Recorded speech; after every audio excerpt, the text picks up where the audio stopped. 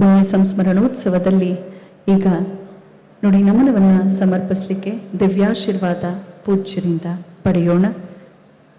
ಶ್ರೀಮನ್ ನಿರಂಜನ ಪ್ರಣವ ಸ್ವರೂಪಿ doctor ಮುಮ್ಮಡಿ ನಿರ್ವಾಣ ಮಹಾಸ್ವಾಮಿಗಳ ಕುರಿತಾಗಿ ಪೂಜ್ಯರ ನುಡಿಗಳನ್ನು ನಾವೀಗ ಕೇಳೋಣ. ಕಾರ್ಡ್ಲೆಸ್ ಕೊಡಿ.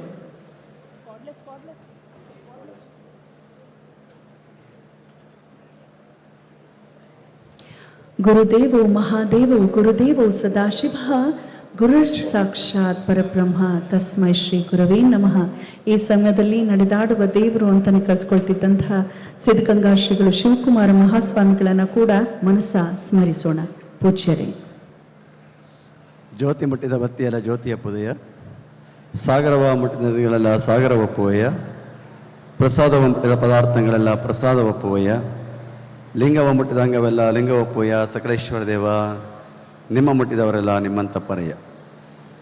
ಬಸವಾದಿ ಪ್ರಮತರನ್ನು, ಪೂಜ್ಯ ಗುರುದೇವರನ್ನು, ಲಿಂಗೈಕ್ಯ ನಿರ್ವಾಣ ಮಹಾಸ್ವಾಮಿಯವರನ್ನ ಸ್ಮರಣೆಗೈದು ಈ ಸಮಾರಂಭದ ಸಾನ್ನಿಧ್ಯವನ್ನು ವಹಿಸಿದ ಶ್ರೀಮತ್ ಸುತ್ತೂರು ಜಗದ್ಗುರು ಶಿವರಾಜ್ ದೇಶಿಕನ ಮಹಾಸ್ವಾಮಿಯವರ ಆದಿಯಾಗಿ ವೇದಿಕೆಯಲ್ಲಿರುವ ಮತ್ತು ವೇದಿಕೆಯ ಕೆಳಗಿರುವ ಎಲ್ಲ ಪೂಜ್ಯ ಶ್ರೀಗಳಲ್ಲಿ ಶರಣ ಸಮರ್ಪಿಸುತ್ತಾ ಈ ಸಮಾರಂಭದ ಅಧ್ಯಕ್ಷತೆಯನ್ನು ವಹಿಸಿದ ನಾಡು ಕಂಡಂತಹ ಅಪರೂಪದ ರಾಜಕಾರಣಿಗಳು, ನಮ್ಮ ರಾಜ್ಯದ ಘನತೆವೆತ್ತ ಮುಖ್ಯಮಂತ್ರಿಗಳು, ಗುರು ಮತ್ತು ದೈವದಲ್ಲಿ ಅಪಾರವಾದ ಶ್ರದ್ಧೆಯನ್ನು ಇಟ್ಕೊಂಡಿರುವಂತಹ ಡಿ.ಕೆ. ಶಿವಕುಮಾರ್ ಅವರೇ, ಮಾಜಿ ಮುಖ್ಯಮಂತ್ರಿಗಳು, ಈ ನಾಡಿನಲ್ಲಿ ಮಠಗಳ ಸೇವೆಯನ್ನು ಮೊದಲಿಗೆ ಗುರುತಿಸಂಥ ಒಬ್ಬ ಮುಖ್ಯಮಂತ್ರಿ ಅಂತ ಹೆಸರು ಪಡ್ಕೊಂಡಿರುವಂತಹ ಸನ್ಮಾನ್ಯ ಶ್ರೀ ಯಡಿಯೂರಪ್ಪನವರೇ, ಈ ಶ್ರೀಮಠದ ಹೆಮ್ಮೆಯ ಹಳೆಯ ವಿದ್ಯಾರ್ಥಿ, ಕೇಂದ್ರ ಸರ್ಕಾರದಲ್ಲಿ ರಾಜ್ಯ ಸಚಿವರಾಗಿ ಸೇವೆ ಸಲ್ಲಿಸ್ತಾ ಇರುವಂತಹ ಶ್ರೀ ವಿ ಸೋಮಣ್ಣನವರೇ, ಮಾಜಿ ಸಂಸದರು, ನಮ್ಮ ಡಿ.ಕೆ.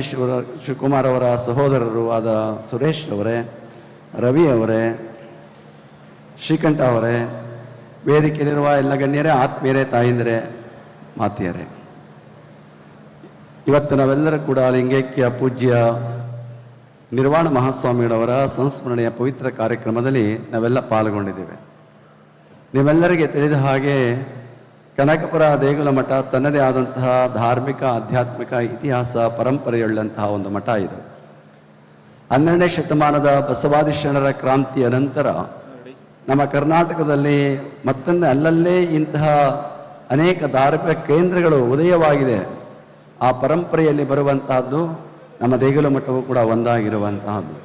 ಇದು ಗೋಸಲ ಪರಂಪರೆಯಲ್ಲಿ ಬಂದಂತಹ ಅವರು ಅನೇಕ ಜಂಗಮರಲ್ಲಿ ಆದಿ ನಿರ್ವಾಣ ಮಹಾಸ್ವಾಮಿಗಳವರು ಕೂಡ ಒಬ್ಬರಾಗಿ ಈ ಭಾಗದಲ್ಲಿ ಸಂಚಾರವನ್ನು ಮಾಡಿ ಈ ಒಂದು ಅರ್ಕಾವತಿ ನದಿಯ ಪವಿತ್ರ ತೀರದೊಳಗೆ ಈ ಪವಿತ್ರ ಕ್ಷೇತ್ರವನ್ನು ಆಯ್ಕೆ ಮಾಡಿಕೊಂಡು ಈ ಮಠವನ್ನು ಸ್ಥಾಪನೆ ಮಾಡಿದಂತಹ ಅವರು ಆದಿ ನಿರ್ವಾಣ ಮಹಾಸ್ವಾಮಿಗಳವರು. ಅಂದಿನಿಂದ ಅನೇಕ ಪೂಜ್ಯರು ಈ ಪರಂಪರೆಯಲ್ಲಿ ಬಂದು ಈ ಮಠವನ್ನು ಬೆಳಗಿಸುವಂತಹ ಕೆಲಸವನ್ನು ಮಾಡಿಕೊಂಡು ಬಂದಿದ್ದಾರೆ.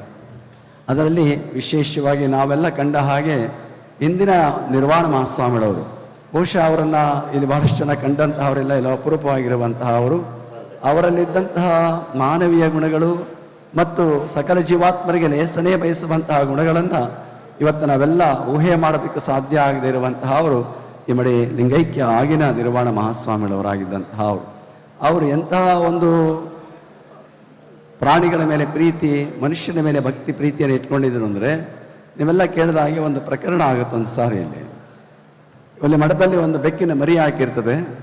ಆ ಮರಿಗಳನ್ನೆಲ್ಲ ತೊಂದರೆ ಮಾಡ್ತಾ ಇದ್ದಾವೆ ಅಂತ ಶಿಷ್ಯರು ತಗೊಂಡೋಗಿ ಚಿಕ್ಕ ಮಠಕ್ಕೆ ಬಿಟ್ಟಿರ್ತಾರೆ. ಚಿಕ್ಕ ಮಠಕ್ಕೆ ಬಿಟ್ಟಾಗ ತಾಯಿ ಅದು ಚಡಪಡಿಸ್ತಾ ಇರ್ತದೆ, ಮರಿಗಳನ್ನು ಹುಡುಕಾಡ್ತಾ ಇರ್ತದೆ. ಆದರೆ ಮರಿಗಳೆಲ್ಲೂ ಕಾಣ್ತಾ ಇರೋದಿಲ್ಲ. ಆಗ ನಿರ್ವಾಣ ಮಹಾಸ್ವಾಮಿಗಳವರು ಏನು ಮಾಡ್ತಾರೆ, ಎಲ್ಲಿದೆ ಅಂತ ಕೇಳ್ಕೊಂಡು ಹುಡುಕೊಂಡೋಗಿ ಆ ಮರಿಗಳನ್ನೆಲ್ಲ ತಮ್ಮ ಒಂದು ಬಟ್ಟೆಯೊಳಗೆ ಸುತ್ತಕೊಂಡು ಬಂದು ಆ ತಾಯಿ ಮಡಿಲಿಗೆ ಬಿಡುವಂಥ ಕೆಲಸವನ್ನು ಮಾಡಿದಂತಹ ಅವರು ನಿರ್ವಾಣ ಮಹಾಸ್ವಾಮಿಗಳವರು. ಬಹುಶಃ ಅಂತಹ ಒಂದು ಪ್ರಾಣಿ ಪ್ರೀತಿಯನ್ನು ಇಟ್ಕೊಂಡಂತಹ ಅವರು, ಅವರ ಮಲಗಿಯ ಹಾಸಿಗೆಯ ಮೇಲೆ ಏನಾದರೂ ತಿಗಣೆ ಕಂಡ್ರೆ ಅದನ್ನು ಸಾಯಿಸ್ತಾ ಇಲ್ಲ, ದೂರ ತೆಗೆದುಕೊಂಡು ಬಿಡ್ತಾ ಇದ್ದಂತಹ ಅವರು, ಸೊಳ್ಳೆಯನ್ನು ಹೊಡಿತಾ ಇರಲಿಲ್ಲ. ಅಂತಹ ಒಂದು ಪವಿತ್ರವಾದಂತಹ ಶಿವಯೋಗದ ಸ್ಥಾನವನ್ನು ಪಡ್ಕೊಂಡಂತಹ ಅವರು ಇಮ್ಮಡಿ ನಿರ್ವಾಣ ಮಹಾಸ್ವಾಮಿಗಳವರು. ಆನಂತರ ಬಂದಂತಹ ಅವರು ನಮ್ಮ ಮುಮ್ಮಡಿ ಮಹಾಲಿಂಗ ಸ್ವಾಮಿಗಳವರು. ಬಹುಶಃ ಅವರು ಇಲ್ಲಿಗೆ ಬರಬೇಕಾದರೆ ಅವರಿಗೆ ಒಂದು ಕಾರಣ, ಸಿದ್ಧಗಂಗೆಯಲ್ಲಿ ಅಭ್ಯಾಸ ಮಾಡ್ತಾ ಇದ್ದಂತಹ ಸಂದರ್ಭದಲ್ಲಿ ಆ ನಿರ್ವಾಣ ಸ್ವಾಮಿಗಳವರು ತಮ್ಮ ಉತ್ತರಾಧಿಕಾರಿಗಳನ್ನು ಮಾಡಬೇಕು ಅನ್ನುವಂತಹ ಚಿಂತನೆಯನ್ನು ಇಟ್ಕೊಂಡಾಗ ಉದ್ದಾನ ಶಿವರವರು ನಿರ್ವಾಣ ಸ್ವಾಮಿಗಳವ್ರಿಗೆ ಒಂದು ಮಾತನ್ನು ಹೇಳ್ತಾರೆ, ನಿನ್ನ ಮಠ ಉದ್ಧಾರ ಆಗಬೇಕಾದ್ರೆ ಈ ಕಾಳಯ್ಯನನ್ನು ಸ್ವಾಮಿ ಮಾಡ್ಕೋಬೇಕಷ್ಟೇ ನೀನು ಅಂತ ಹೇಳ್ತಾರೆ. ಹಾಗೆ ಕಾಳಯ್ಯನಾಗಿದ್ದಂತಹ ಮಹಾಲಿಂಗ ಸ್ವಾಮಿಗಳವರು ಅವರ ಒಂದು ಆದೇಶದಂತೆ ಇಲ್ಲಿ ಬಂದು ನಿರ್ವಾಣ ಸ್ವಾಮಿಗಳವರ ಉದ್ಧಾರಾಧಿಕಾರಿಗಳಾಗಿ ಆನಂತರ ಶ್ರೀ ಮಠವನ್ನು ಒಂದು ರೀತಿಯಲ್ಲಿ ಶೈಕ್ಷಣಿಕವಾಗಿ ಧಾರ್ಮಿಕವಾಗಿ ಇದನ್ನು ಎತ್ತರಿಸುವಂಥ ಕೆಲಸವನ್ನು ಲಿಂಗೈಕ್ಯ ಮಹಾಲಿಂಗ ಸ್ವಾಮಿಗಳವರು ಮಾಡಿಕೊಂಡು ಬಂದಂತಹ ಅವರು ಆ ಕಾಲದಲ್ಲಿ ಶಿಕ್ಷಣ ಸಂಸ್ಥೆಗಳನ್ನು ಸ್ಥಾಪನೆ ಮಾಡಿ ಈ ಮಠದಲ್ಲಿ ಹಿಂದೆ ಇದ್ದಂತಹ ವಿದ್ಯಾರ್ಥಿಗಳಿಗೆ ಕೊಡುವ ಆಶಯವನ್ನು ಮತ್ತಷ್ಟು 100 ಪಟ್ಟು ಹೆಚ್ಚಿಸುವಂಥ ಕೆಲಸವನ್ನು ಮುಮ್ಮಡಿ ಮಹಾಲಿಂಗ ಸ್ವಾಮಿಗಳವರು ಮಾಡಿಕೊಂಡು ಬಂದರು. ಆನಂತರದಲ್ಲಿ ಬಂದಂತಹ ಹಿಂದೆ ನಾವು ಸ್ಮರಿಸ್ತಾ ಇರುವಂತಹ ಮುಮ್ಮಡಿ ನಿರ್ವಾಣ ಮಹಾಸ್ವಾಮಿಗಳವರು ಬಹುಶಃ ಅವರು 50 ವರ್ಷಗಳ ಹಿಂದೆ ಇಲ್ಲಿ ಅವರ ಮುಮ್ಮಡಿ ಮಹಾಲಿಂಗ ಸ್ವಾಮಿಗಳವರ ಉತ್ತರಾಧಿಕಾರಿಗಳಿಗೆ ಬರಬೇಕಾದ್ರೆ ನಮ್ಮ ಶಿವಕುಮಾರ ಮಹಾಸ್ವಾಮಿಗಳವರ ಆಶೀರ್ವಾದದಿಂದ ಅವರು ಇಲ್ಲಿಗೆ ಬಂದಂತಹ ಅವರು. ಬಹುಶಃ ನಿಮ್ಮೆಲ್ಲ ಗೊತ್ತಿರುವ ಹಾಗೆ ಅವರು ಕುರುಬೂರು ಅನ್ನುವಂತಹ ಒಂದು ಹಳ್ಳಿ ಚಾಮರಾಜನಗರದ ಹತ್ರ ಅಲ್ಲಿ ಜನಿಸಿದಂತಹ ಅವರು ವಿದ್ಯಾಭ್ಯಾಸವನ್ನು ಮಾಡಿ ಮೈಸೂರಿನಲ್ಲಿ BSc ಪದವಿಯನ್ನು ಪಡ್ಕೊಂಡಂತಹ ಅವರು ಆನಂತರದಲ್ಲಿ ಕೋರ್ಟ್ನಲ್ಲಿ ಕೆಲಸವನ್ನು ಮಾಡ್ತಾಯಿದ್ರು. ಆ ಸಂದರ್ಭದಲ್ಲಿ ಮರಿಯಾಲ ಮಠದಲ್ಲಿ ಮರಿಯಾಗಬೇಕಾಗಿರ್ತದೆ. ಆ ಸಂದರ್ಭದಲ್ಲಿ ಅವರು ಅಲ್ಲಿಗಾಗಿ ಸ್ವಾಮಿಗಳು ಮಾಡ್ತಾರೆ. ಏನೆಲ್ಲ ಕಾರಣಗಳಿಂದಾಗಿ ಅಲ್ಲಿ ಇರೋದಕ್ಕೆ ಸಾಧ್ಯ ಆಗದೆ ಬಂದು ನೆಲ್ಲಿಗೆರೆಯಲ್ಲಿರ್ತಾರೆ. ನೆಲ್ಲಿಗೆರೆ ನೆಲೆಸಿ ಹಲವಷ್ಟು ವರ್ಷಗಳಿದ್ದಂಥ ಸಂದರ್ಭದಲ್ಲಿ ಅವರಿಗೆ ಇಲ್ಲಿ ಮಹಾಲಿಂಗ ಸ್ವಾಮಿಗಳವರು ತಮ್ಮ ಉತ್ತರಾಧಿಕಾರಿ ಮಾಡಿಕೊಡ್ಬೇಕು ಅಂದಾಗ ಇವರು ಸಮರ್ಥವಾಗಿದ್ದಾರೆ ಶಿವರುದ್ರ ಸ್ವಾಮಿಗಳವರು ಅಂತೇಳಿ ಗಮನಿಸಿ ಅವ್ರನ್ನ ಇಲ್ಲಿ ಉತ್ತರಾಧಿಕಾರಿಗಳನ್ನಾಗಿ ಮಾಡಿಕೊಂಡು ಬಂದರು. ಏನು ಮಹಾಲಿಂಗ ಸ್ವಾಮಿಗಳವರು ಮಾಡ್ತಿದ್ದಂತಹ ಕಾರ್ಯವನ್ನು ಅದನ್ನು 100 ಪಟ್ಟು ಹೆಚ್ಚಿಸ್ಕೊಂಡು ಹೋಗುವಂಥ ಕೆಲಸವನ್ನು ಇಮ್ಮಡಿ ನಿರ್ವಾಣ ಮಹಾಸ್ವಾಮಿಗಳವರು ಮಾಡಿಕೊಂಡು ಬಂದಂತಹ ಅವರು. ಬಹುಶಃ ಮಹಾಲಿಂಗ ಸ್ವಾಮಿಗಳವರು ಅಷ್ಟೇ, ನಿರ್ವಾಣ ಮಹಾಸ್ವಾಮಿಗಳವರು ಅಷ್ಟೇ. ಈ ಪರಂಪರೆ ಹೇಗಿತ್ತಪ್ಪ ಅಂತಂದರೆ ಹಗಲೆನ್ನದೇ ರಾತ್ರಿ ಎನ್ನದೇ ಭಕ್ತರ ಸೇವೆಯನ್ನು ಮಾಡುವಂಥದ್ದೇ ಬಹಳ ದೊಡ್ಡ ಸೇವೆಯನ್ನು ಮಾಡ್ಕೊಂಡು ಬರ್ತಾ ಇದ್ದಂತಹ ಅವರು. ಈ ಮಠದ ಒಂದು ದೊಡ್ಡ ಶಕ್ತಿ ಯಾವುದಪ್ಪ ಅಂತಂದರೆ ಒಂದು ಭಕ್ತರು ಜೊತೆಗೆ ಅವರು ಮಾಡುವಂಥ ಭಿಕ್ಷೆ ಇರುವ ಜಮೀನಿನಲ್ಲೇ ಉತ್ಕೃಷ್ಟವಾದ ಬೆಳೆಯನ್ನು ಬೆಳೆದು ಕಾಪಾಡುವಂತಹದ್ದು. ಅದು ಬಹಳ ಶ್ರಮವನ್ನು ಪಡ್ಕೊಂಡು ಬರ್ತಾ ಇದ್ರು. ಮುಮ್ಮಡಿ ಮಹಾಲಿಂಗ ಸ್ವಾಮಿಗಳು ಹೇಳ್ತಾ ನಮ್ಮ ಸ್ವಾಮಿ ತುಂಬ ಕಷ್ಟಪಡ್ತಾ ಇದ್ದಾರೆ, ಹಗಲು ಅನ್ನೋದಿಲ್ಲ ರಾತ್ರಿ ಅನ್ನೋದಿಲ್ಲ, ಜಮೀನಲ್ಲಿ ಹೋಗ್ತಾರೆ, ಚಳಿ ಮಳೆ ಅನ್ನೋದಿಲ್ಲ ಅನ್ನುವ ಮಾತನ್ನು ಹೇಳಿಕೊಂಡು ಅವ್ರ ಬಗ್ಗೆ ಸ್ಮರಣೆಯನ್ನು ಮಾಡ್ಕೊಂಡು ಬರ್ತಾ ಇದ್ರು. ಅಷ್ಟು ಕಷ್ಟವನ್ನು ನಿರ್ವಾಣ ಸ್ವಾಮಿಗಳವರು ಮಾಡಿಕೊಂಡು ಬಂದು ಈ ಅವರ ಇದ್ದಂತಹ ಜಮೀನುಗಳನ್ನು ಉತ್ತಮವಾಗಿ ಅದನ್ನು ಬೆಳೆಗಳನ್ನು ಬೆಳೆಯುವಂತಹ ಕೆಲಸವನ್ನು ಪೂಜ್ಯರು ಆ ಕೃಷಿಯಲ್ಲಿ ತಮ್ಮನ್ನು ತೊಡಗಿಕೊಂಡಿದ್ದಂತಹ ಅವರು. ಬಹುಶಃ ಅವರಿಗೆ ಕೃಷಿಗೆ ಬಹಳಷ್ಟು ಒತ್ತು ಕೊಡ್ತಾ ಇದ್ದರು. ಕೃಷಿಯ ಬಗ್ಗೆ ಅವರಿಗೆ ಬಹಳ ಪ್ರೀತಿಯನ್ನು ಕೂಡ ಇಟ್ಕೊಂಡಂತಹ ಅವರಾಗಿದ್ದರು. ಆ ನಿಟ್ಟಿನಲ್ಲಿ ಆ ಕೆಲಸವನ್ನು ಮಾಡ್ಕೊಂಡು ಬಂದಂತಾದರು. ಅದೊಂದು ಶಕ್ತಿ. ಆದರೆ ಜೊತೆಗೆ ಈ ಮಠದ ದೊಡ್ಡ ಶಕ್ತಿ ಯಾವುದಪ್ಪ ಅಂದರೆ ಭಕ್ತರ ಮನೆಯಲ್ಲಿ ಭಿನ್ನವನ್ನು ಬಿಡುಗಡೆ ಮಾಡುವಂತಹದ್ದು. ಬಹುಶಃ ಇಲ್ಲಿರುವ ಯಾವ ಸ್ವಾಮಿಗಳಿಗೂ ಇಲ್ಲದೇ ಇರುವಂತಹ ಭಿನ್ನ ಯಾವ ಮಠಕ್ಕೆ ಇರ್ತಿತ್ತಪ್ಪ ಅಂದರೆ ಅದು ದೇಗುಲ ಮಠದ ಸ್ವಾಮಿಗಳವರಿಗೆ ಇರ್ತಾ ಇದ್ದಂತಹದ್ದು. ನೀವೆಲ್ಲ ಕಂಡ ಹಾಗೆ ಅವರಿಗೆ ಒಂದು ದಿವಸದಲ್ಲಿ 3-4 ಮನೆಗಳಾದರೂ ಕನಿಷ್ಠ 3-4 ಮನೆಗಳ ಭಿನ್ನಗಳನ್ನು ತೀರಿಸದೇ ಇದ್ದರೆ ಅವರಿಗೆ ಮಠದಲ್ಲಿ ಅವರಿಗೆ ಆ ಒಂದು ಪೂರ್ತಿ ಆ ದಿನ ಆಗ್ತಾ ಇರಲಿಲ್ಲ. ಅಷ್ಟರ ಮಟ್ಟಿಗೆ ಬೆಳಗ್ಗೆ ಅನ್ನೋದಿಲ್ಲ, ಬೆಳಗಿನ ಜಾವ 2-3 ಗಂಟೆ ಅನ್ನೋಂಗಿಲ್ಲ, ರಾತ್ರಿ 10 ಗಂಟೆವರೆಗೂ ಕೂಡ ಅವರು ಭಕ್ತರ ಸೇವೆಯನ್ನು ಭಕ್ತರ ಮನೆಯ ಪೂಜೆಯನ್ನು ಮಾಡಿ ಆ ಭಿನ್ನಹವನ್ನು ತೀರಿಸಿ ಬಿಡುಗಡೆಯನ್ನು ಮಾಡುವಂಥ ಕೆಲಸವನ್ನು ನಿರಂತರವಾಗಿ ಮಾಡಿಕೊಂಡು ಬರ್ತಾ ಇದ್ದರು. ಜೊತೆಗೆ ಈ ಮಠದ ಮತ್ತೊಂದು ಶಕ್ತಿ ಏನಪ್ಪ ಅಂದರೆ ಈ ಭಾಗದ ಹಳ್ಳಿ ಜನಗಳು ಈ ಮಠವನ್ನು ಪೊರೆಯುವಂಥ ಕೆಲಸವನ್ನು ನಿರಂತರವಾಗಿ ಮಾಡಿಕೊಂಡು ಬಂದಿದ್ದಾರೆ.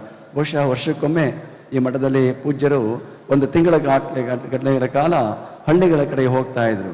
ಹಳ್ಳಿ ಕಡೆ ಈಗಿನ ವ್ಯವಸ್ಥೆ ಅಲ್ಲ. ಆ ಕಾಲದಲ್ಲಿ ನಡೆಕೊಂಡು ಹೋಗೋದಕ್ಕೂ ದಾರಿ ಇಲ್ಲದೇ ಇರುವಂಥ ಹಳ್ಳಿಗಳು ಅಲ್ಲಿ. ಆ ಹಳ್ಳಿಗಳಿಗೆಲ್ಲ ಹೋಗಿ ಭಿಕ್ಷೆಯನ್ನು ಎತ್ತಿ ತಂದು ಅದನ್ನು ಸಮಾಜಕ್ಕೆ ವಿತರಿಸುವಂಥ ಕೆಲಸವನ್ನು ಈ ಮಠ ನಿರಂತರವಾಗಿ ನಡೆಸ್ಕೊಂಡು ಬಂದಿದೆ. ಅದರ ಜೊತೆಗೆ ಇಲ್ಲಿ ವಿದ್ಯಾರ್ಥಿಗಳಿಗೆ ಆಶ್ರಯವನ್ನು ಕೊಡುವಂಥದ್ದು. ಬಹುಶಃ ಮಠ ಛಾತ್ರಾದಿ ನಿಲಯ ಅನ್ನುವ ಹಾಗೆ ಪೂಜ್ಯರು ಯಾವಾಗಲೂ ಕೂಡ ಇಲ್ಲಿ ಮಠಕ್ಕೆ ಬಂದಂತಹ ವಿದ್ಯಾರ್ಥಿಗಳಿಗೆ ಆಶ್ರಯವನ್ನು ಕೊಡುವಂಥ ಕೆಲಸ ಮಾಡೋದು. ಈ ಮಠದಲ್ಲಿ ಬೆಳೆದಂತಹ ಅವರು ಬಹಳ ಎತ್ತರಕ್ಕೆ ಬೆಳೆದಂತಹ ಸಾಧನೆಯನ್ನು ಮಾಡಿದಂಥ ಮಹರ್ಷಿಗಳಿದ್ದಾರೆ. ನಾನು ಕೂಡ 3 ವರ್ಷ ಮಹಾಲಿಂಗ ಸ್ವಾಮಿಗಳವರ ಆಶ್ರಯದಲ್ಲಿ ಇದ್ದಂತಹ ಅವನು. ನಾನು ಕಂಚಿಗಲ್ ಬಂಡೆ ಮಠದ ಶಿವರುದ್ರ ಮಹಾಸ್ವಾಮಿಗಳವರು ನನ್ನನ್ನು 3 ವರ್ಷ ಇಲ್ಲಿ ಪೂಜ್ಯರ ಸೇವೆಯನ್ನು ಮಾಡಬೇಕು ಅಂತೇಳಿ ನನ್ನನ್ನು ಕರ್ಕೊಂಡು ಬಂದು ಬಿಟ್ಟಿದ್ದರು. ಹಾಗೆ ಈ ಮಠದಲ್ಲಿ ಅನೇಕ ವಿದ್ಯಾರ್ಥಿಗಳಲ್ಲಿ ಓದಿ ಇವತ್ತು ಬೆಂಗಳೂರಿನಲ್ಲಿ ಬಹುತೇಕ ಕನಕಪುರದವರು ಅನೇಕ ಹಳ್ಳಿಕಾಡು ಜನಗಳು ಕೆಲಸದಲ್ಲಿದ್ದಾರೆ ಅಂದರೆ ಇವತ್ತು ಕನಕಪುರ ದೇಗುಲ ಮಠ ಮತ್ತೊಂದು ಮರಳೇಗಾವಿ ಮಠ, ಇವೆರಡು ಮಠದಿಂದ ಶಿಕ್ಷಣವನ್ನು ಪಡ್ಕೊಂಡು ಅವ್ರ ಕೆಲಸ ಕಾರ್ಯಗಳನ್ನು ಮಾಡೋದಕ್ಕೆ ಸಾಧ್ಯ ಆಗಿದೆ. ಅಷ್ಟೇ ಅಲ್ಲ, ಎಂ ವಿ ರಾಜಶೇಖರನಿದ್ದರು, ದೊಡ್ಡ ಸಾಧನೆಯನ್ನು ಮಾಡಿದಂತಹ ಅವರಾಗಿದ್ದರು. ಅವರು ಶ್ರೀ ಮಠದ ಹೆಮ್ಮೆಯ ಹಳೆಯ ವಿದ್ಯಾರ್ಥಿ ಕನಕಪುರ ದೇಗುಲ ಮಠದ. ಅದ್ರ ಜೊತೆಗೆ ವಿ ಸೋಮಣ್ಣನವರು ಇವತ್ತಿದ್ದಾರೆ. ಅವರು ಕೂಡ ಈ ಮಠದ ಒಬ್ಬ ವಿದ್ಯಾರ್ಥಿಯಾಗಿ ಬೆಂಗಳೂರಿಗೆ ಹೋಗಿ ಸಾಧನೆಯನ್ನು ಮಾಡಿ ಇವತ್ತು ಎಷ್ಟು ಎತ್ತರಕ್ಕೆ ಬೆಳೆಯೋದಕ್ಕೆ ಸಾಧ್ಯ ಆಗಿರುವಂತಹದ್ದು. ಅಂತಹ ಒಂದು ಪರಂಪರೆಯಲ್ಲಿ ಮಠಗಳಿಗೆ ಮಕ್ಕಳಿಗೆ ಆಶ್ರಯವನ್ನು ನೀಡಿ ಅವ್ರನ್ನ ಸಮಾಜದ ಪ್ರಜೆಗಳನ್ನಾಗಿ ಸಮಾಜದ ಶಕ್ತಿಯನ್ನಾಗಿ ಸಂಪತ್ತನ್ನಾಗಿ ರೂಪಿಸುವಂಥ ಕೆಲಸವನ್ನು ಈ ಮಠ ನಿರಂತರವಾಗಿ ಮಾಡಿಕೊಂಡು ಬರ್ತಾ ಇರುವಂಥದ್ದು ನಮ್ಮ ಈ ಒಂದು ಕರ್ನಾಟಕದ ದೊಡ್ಡ ಹೆಮ್ಮೆಯ ಭಾಗ್ಯ ಅಂತ ಹೇಳಬೇಕಾಗಿದೆ. ಏಕೆ ಅಂತಂದರೆ ಈ ಭಾಗದ ಜನಗಳಿಗೆ ಬಹುಶಃ ಏನಾದರೂ ಮರಳುಗಾಡಿನಲ್ಲಿ OSS ಅಂತಂದರೆ ಆ ರೀತಿಯಲ್ಲಿ ಕನಕಪುರದಲ್ಲಿ 2 OSS ಅಂದರೆ ಅದೊಂದು ದೇಗಲು ಮಠ ಮತ್ತೊಂದು ಮರಳಿಗೆ ಮಠ, ಎರಡೂ ಕೂಡ ಆ ರೀತಿಯಲ್ಲಿ ಇದ್ದಂತಹವುಗಳು. ಬಹುಶಃ ಈ ಕಾಡಿನ ಭಾಗದಲ್ಲಿದ್ದಂತಹ ಹಳ್ಳಿ ಜನಗಳಿಗೆ ಒಂದು ಶಿಕ್ಷಣವನ್ನು ಕೊಡುವಂತಹ ದೊಡ್ಡ ಸೇವಾ ಕಾರ್ಯವನ್ನು ಈ ಮಠ ನಿರಂತರವಾಗಿ ನಡೆಸಿಕೊಂಡು ಬಂದಿದೆ ಎನ್ನುವ ಮಾತನ್ನು ಈ ಸಂದರ್ಭದಲ್ಲಿ ಹೇಳ್ತಾ, ಆ ಪರಂಪರೆ ಇವತ್ತು ಮುಂದುವರೆಕೊಂಡು ಹೋಗ್ತಾ ಇದೆ. ಅದು ಇಂದು ಡಾಕ್ಟರ್ ಚನ್ನಬಸವ ಸ್ವಾಮಿಗಳವರ ವೃತ್ತಾಧಿಕಾರಿಗಳಾಗಿ ಪೂಜ್ಯರು ಅದನ್ನೆಲ್ಲವನ್ನು ಕೂಡ ಮುನ್ನಡೆಸ್ಕೊಂಡು ಹೋಗ್ತಾ ಇದ್ದಾರೆ. ಬಹುಶಃ ನಿರ್ವಾಣ ಮಹಾಸ್ವಾಮಿಗಳವರ ಬಗ್ಗೆ ಹೇಳಬೇಕು ಅಂತಂದರೆ, ಬಹುಶಃ ಅವರಷ್ಟು ಹೋರಾಟ ಮಾಡಿಕೊಂಡು ಬಂದು ಕಷ್ಟಪಟ್ಟು ಬಂದ ಸ್ವಾಮಿಗಳು ಕಾಣೋದಕ್ಕೆ ಸಾಧ್ಯ ಆಗೋದಿಲ್ಲ. ಪ್ರಾರಂಭದಿಂದ ಕೊನೆಯವರೆಗೂ ಅವರ ಬದುಕು ಅಂದರೆ ಹೋರಾಟದ ಬದುಕೇ ಆಗಿದ್ದಂಥದ್ದು. ಆದರೆ ಆ ಹೋರಾಟವನ್ನು ಅವರು ಕಷ್ಟ ಅಂತ ಅನ್ನಿಸ್ಲಿಲ್ಲ, ಅದೊಂದು ಶಿವನ ಕೃಪೆ ಅಂತೇಳಿ ಭಾವಿಸ್ಕೊಂಡು ಅವೆಲ್ಲವನ್ನು ಸ್ವೀಕಾರ ಮಾಡಿಕೊಂಡು ಬರುವಂತಹ ಕೆಲಸವನ್ನು ಪೂಜ್ಯ ಮಡಿ ನಿರ್ವಾಣ ಮಹಾಸ್ವಾಮಿಗಳವರು ಮಾಡ್ಕೊಂಡು ಬಂದಂತಹ ಅವರಲ್ಲಿ ಎಷ್ಟು ಒಂದು ಪ್ರೀತಿ ಇರ್ತಾ ಇತ್ತು ಅಂತಂದರೆ, ಇಲ್ಲಿ ಇಷ್ಟೊಂದು ಜನ ಮಹಾಸ್ವಾಮಿಗಳವರು ಕುಳಿತಿದ್ದಾರೆ ಅಂತಂದರೆ ಬಹುಶಃ ಅವರೆಲ್ಲ ಮಠದ ಸ್ವಾಮಿಗಳಿಗೆ ಒಂದು ತಾಯಿಯ ಭಾವನೆಯನ್ನು ಇಟ್ಕೊಂಡಂಥವರು ಅಂದರೆ ಅದು ನಿರ್ವಾಣ ಸ್ವಾಮಿಗಳವರಾಗಿದ್ದಂತಹದ್ದು. ಅದರ ಜೊತೆಗೆ ಅವರಲ್ಲೂ ಕೂಡ ಅದೇ ರೀತಿಯಾದಂತಹ ಒಂದು ಮಾನವೀಯ ಗುಣಗಳು ತುಂಬ ಅವರಲ್ಲಿ ಪ್ರೀತಿಯನ್ನು ಇಟ್ಕೊಂಡಂತಹವ್ರು. ಬಡವರ ಕಂಡ್ರೆ ಬಹಳ ಪ್ರೀತಿಯನ್ನು ವ್ಯಕ್ತ ಮಾಡ್ತಾ ಇದ್ದಂತಹವ್ರು. ನಾವೆಲ್ಲ ಅವರ ಜೊತೆಯಲ್ಲಿ ಒಂದು ಪ್ರವಾಸ ಹೋಗಿದ್ವಿ, ಉತ್ತರ ಭಾರತಕ್ಕೆ ಪ್ರವಾಸ ಹೋಗಿದ್ವಿ. ಉತ್ತರ ಭಾರತದ ಚಾರ್ಧಾಮ್ ಯಾತ್ರೆ ಎಲ್ಲ ಮುಗಿಸಿ ನಾವು ಡೆಲ್ಲಿಗೆ ಬರಬೇಕಾಗಿತ್ತು. ಡೆಲ್ಲಿಗೆ ಬರಬೇಕಾದ್ರೆ ಪಂಜಾಬ್ ಮಾರ್ಗದಲ್ಲಿ ಬರ್ತಾ ಇದ್ವಿ. ಪಂಜಾಬ್ನಲ್ಲಿ ಇದ್ದು ಹೋಗಬೇಕು ಅನ್ನುವಂಥ ಸಂದರ್ಭದಲ್ಲಿ ನೀನು ಪಂಜಾಬ್ ಮುಂದಿದಲ್ಲಿ ಹೋಗ್ತಾ ಇರಬೇಕಾದ್ರೆ ನಾವೆಲ್ಲ ವಾಹನದಲ್ಲಿದ್ದು ಪಕ್ಕದಲ್ಲಿ ಒಂದು ಕೂಲಿಕಾರರ ವ್ಯಾನ್ ಬರ್ತಾ ಇತ್ತು. ಕೂಲಿಕಾರರೆಲ್ಲ ಚಿಕ್ಕ ಚಿಕ್ಕ ಮಕ್ಕಳು ಇರ್ತಾ ಇದ್ದು, ಕೂಲಿಕಾರರೆಲ್ಲ ಹೋಗ್ತಾ ಇದ್ರು. ಇವರು ಸುಮ್ಮನೆ ಪಕ್ಕದಲ್ಲಿ ಕುಳಿತಿದ್ದಂತಹವರು ಎಲ್ಲ ಹಣ್ಣು ಪಣ್ಣೆಲ್ಲ ಇಟ್ಕೊಂಡಿದ್ರಲ್ಲ, ಪಕ್ಕದಲ್ಲಿರೋನೆಲ್ಲ ಇಸ್ಕೊಂಡು ಅವರಿಗೆ ಆ ಗಾಡಿ ಒಳಗೆ ಹಾಕ್ತಾ ಇದ್ರು. ಹಂಗೆ ಆ ರೀತಿಯಲ್ಲಿ ಅವರ ಪ್ರೀತಿಯನ್ನು ತೋರಿಸುವಂಥ ಕೆಲಸವನ್ನು ಪೂಜ್ಯ ನಿರ್ವಾಣ ಮಹಾಸ್ವಾಮಿಗಳವರು ಮಾಡ್ಕೊಂಡು ಬರ್ತಾ ಇದ್ದಂತಹ ಅವರು. ಒಂದು ಸಾರಿ ನಮ್ಮ ಪರಮ ಪೂಜ್ಯರತ್ತಿಗೆ ಗುರುಲಿಂಗಯ್ಯ ಅಂತ ಇದ್ದಾರೆ, ಕೆಸ್ತೂರ್ ಹತ್ರ, ಮಂಡ್ಯ ಕೆಸ್ತೂರ್ ಹತ್ರ. ಅವ್ರ ಹಳೆ ವಿದ್ಯಾರ್ಥಿ ಶ್ರೀಮಠದಲ್ಲಿ ಅವರೂರಲ್ಲಿ ಒಂದು ಪಾಠಶಾಲೆ ಮಾಡಬೇಕು, ಒಂದು ಪ್ರೌಢಶಾಲೆ ಮಾಡಬೇಕು ಅಂತೇಳಿ ನಮ್ಮ ಶಿವಕುಮಾರ ಮಹಾಸ್ವಾಮಿಗಳವರ ಹತ್ರ ಬಂದು ಬಹಳಷ್ಟು ಬೇಡಿಕೆ ಮಾಡ್ತಾಯಿದ್ರು. ಬೇಡಿಕೆ ಮಾಡೋದ್ರ ಜೊತೆಗೆ ನೀವು ಮಾಡಲೇಬೇಕು ಅಂತ ಉರುಳು ಸೇವೆನೂ ಮಾಡೋಕ್ಕೆ ಶುರು ಮಾಡಿಬಿಟ್ಟಿದ್ರು ಅವರು. ಅದ್ರ ಜೊತೆಗೆ ನಮ್ಮ ನಿರ್ವಾಣ ಸ್ವಾಮಿಗಳವ್ರನ್ನ ಕರ್ಕೊಂಬಂದಿದ್ರು, ಅವ್ರು ರೆಕಮೆಂಡ್ ಮಾಡ್ಸೋಕೆ ಕರ್ಕೊಂಬಂದಿದ್ರು. ಆಗ ನಮ್ಮ ಪರಮ ಪೂಜ್ಯರು ಬಹಳ ಬೇಸರ, ನಾನು ಮಾಡೋಕ್ಕಾಗೋದಿಲ್ಲ, ಶಕ್ತಿ ಇಲ್ಲ, ನೀವೇ ಮಾಡಿ ಸ್ವಾಮಿಗಳೇ ಅಂತಂದ್ಬಿಟ್ರು. ಆಗ ಅದನ್ನು ಪರಮ ಪೂಜ್ಯ ನಿರ್ವಾಣ ಮಹಾಸ್ವಾಮಿಗಳವರು ಬುದ್ಧಿಯವರು ಯಾಕೆ ಒಪ್ಕೊಳ್ಳೋದ ಬಿಡಪ್ಪ, ನಾವೇ ಮಾಡೋಣ ಅಂಥೇಳಿ ಇವತ್ತು ನಮ್ಮ ಕೆಸ್ತೂರಿನ ಹತ್ರ ಇರುವಂತಹ ಒಂದು ಶಾಲೆ ನಡೀತಾ ಇದೆ. ಅಂದರೆ ಅದಕ್ಕೆ ಅವರೇ ಕಾರಣ ಆಗಿ ಅದನ್ನು ಸ್ವೀಕಾರ ಮಾಡುವಂಥ ಕೆಲಸವನ್ನು ಮಾಡೋದಂದರೆ ಭಕ್ತನ ಮನಸ್ಸನ್ನು ನೋಯಿಸಬಾರ್ದು, ಅವನಿಗೆ ಒಂದು ಕೆಲಸವನ್ನು ಮಾಡಬೇಕು, ಅವನ ಸೇವೆಯನ್ನು ಮಾಡಬೇಕು ಅನ್ನುವಂಥ ಭಾವನೆಯನ್ನು ಪೂಜ್ಯ ನಿರ್ವಾಣ ಮಹಾಸ್ವಾಮಿಗಳವರು ಇಟ್ಕೊಂಡಂತಹ ಅವರು. ಬಹುಶಃ ಅವರ ಬಗ್ಗೆ ಹೆಚ್ಚು ಹೇಳ್ತಾ ಇದ್ರು ಕೂಡ ಬಹಳಷ್ಟು ಇರುವಂತಹದ್ದು, ಅಷ್ಟು ವಿಶಾಲವಾಗಿರುವಂತಹದ್ದು. ಅವರಿಗೆ ಕೊನೆಯ ಕಾಲದಲ್ಲಿ ಅವರಿಗೆ ತುಂಬ ಕಷ್ಟದಲ್ಲಿದ್ದರು. ಆ 4 ವರ್ಷಗಳ ಕಾಲ ಅವರು ತುಂಬ ನೋವಿನಲ್ಲೂ ಇದ್ದರು, ಸಂತೋಷದಲ್ಲಿದ್ದರು, ಎರಡೂ ಇದ್ದರು ಅವ್ರಿಗೆ. ಕೊನೆಯ ಕಾಲದಲ್ಲಿ 2 ಸಂತೋಷ ಯಾವುದಪ್ಪ ಅಂತಂದರೆ, ಅವರು ಮಳವಳ್ಳಿಯಲ್ಲಿ ನಮ್ಮ ಶಿವರಾತ್ರಿ ಸ್ವಾಮಿಗಳವರ ಜಯಂತಿ ಮಾಡಬೇಕು ಅಂತ ಸಂಕಲ್ಪ ಮಾಡಿದರು. ಅವರಿಗೆ ಮಾಡಿದಂತಹ ಸಂದರ್ಭದಲ್ಲಿ ಅನೇಕ ಕಾರಣಗಳಿಂದ ಅದು ಮುಂದುವರ್ಕೊಂಡು ಬರ್ತಾ ಇತ್ತದು. ಮುಂದುವರ್ಕೊಂಡು ಬರೆದಾಗ ಇದು ಆಗ್ತಾ ಇಲ್ವಲ್ಲ ಅಂತ ಒಂದು ಕೊರಗಿತ್ತು ಅವರಿಗೆ. ಆದರೆ ಕಳೆದ ವರ್ಷ ಅದನ್ನು ನಮ್ಮ ಮುಮ್ಮಡಿ ನಮ್ಮ ಚನ್ನಬಸವ ಸ್ವಾಮಿಗಳವರು ಹಾಗೂ ನಮ್ಮ ಮಳವಳ್ಳಿಯ ಎಲ್ಲ ಸ್ವಾಮಿಗಳವರು ಭಕ್ತರೆಲ್ಲ ಸೇರಿ ಬಹುಶಃ ಅದನ್ನು ಇತಿಹಾಸವೆಲ್ಲ ಸ್ಮರಿಸುವಂತಹ ರೀತಿಯಲ್ಲಿ ಒಂದು ಮಳವಳ್ಳಿಯ ಕಾರ್ಯಕ್ರಮವನ್ನು ಮಾಡಿದ್ರಲ್ಲ, ಅದು ನಿರ್ವಾಣ ಮಹಾಸ್ವಾಮಿಗಳವರ ಸಂಕಲ್ಪದಿಂದ ಅದಾಗಿರುವಂಥದ್ದು ಅಂತೇಳಿ ಭಾವಿಸಿದ್ರೆ ತಪ್ಪಾಗಲಿಕ್ಕಿಲ್ಲ. ಅದರ ಜೊತೆಗೆ ಇನ್ನೇನಪ್ಪ ಅಂತಂದರೆ, ಅವರ ಕೊನೆಗಾಲದಲ್ಲಿ ಒಂದು ಕನಸಿತ್ತು ಅವರಿಗೆ, ನಮ್ಮ DK ಶಿವಕುಮಾರ್ ಅವರು ಮುಖ್ಯಮಂತ್ರಿಗಳಾಗಬೇಕು ಅನ್ನುವಂಥ ಒಂದು ಕನಸಿತ್ತು ಅವರಿಗೆ. ಅವರ ಕೊನೆಗಾಲದಲ್ಲಿಯೂ ಕೂಡ DK ಶಿವಕುಮಾರ್ ಅವರು ಮುಖ್ಯಮಂತ್ರಿಗಳಾದ್ರಲ್ಲ, ಅದೊಂದು ಅವರಿಗೆ ಸಂತೋಷವನ್ನು ತಂದುಕೊಡುವಂತಹ ಕೆಲಸ ಆಗಿದೆ ಎನ್ನುವ ಮಾತನ್ನು ಈ ಸಂದರ್ಭದಲ್ಲಿ ಸ್ಮರಿಸಿಕೊಳ್ತಾ, ಪೂಜ್ಯ ನಿರ್ವಾಣ ಮಹಾಸ್ವಾಮಿಗಳವರು ನಮ್ಮೆಲ್ಲರಲ್ಲಿ ಒಂದು ಪ್ರೀತಿಯನ್ನು, ಅವರ ಒಂದು ಅಭಿಮಾನ ಎಲ್ಲವತ್ತೂ ನಮ್ಮ ಕೈಲಿ ಇರುವಂತಹದ್ದು. ಅವರ ಸೇವೆ ನಿಜಕ್ಕೂ ಕೂಡ ಸಾರ್ಥಕವಾಗಿರುವಂತಹ ಸೇವೆ.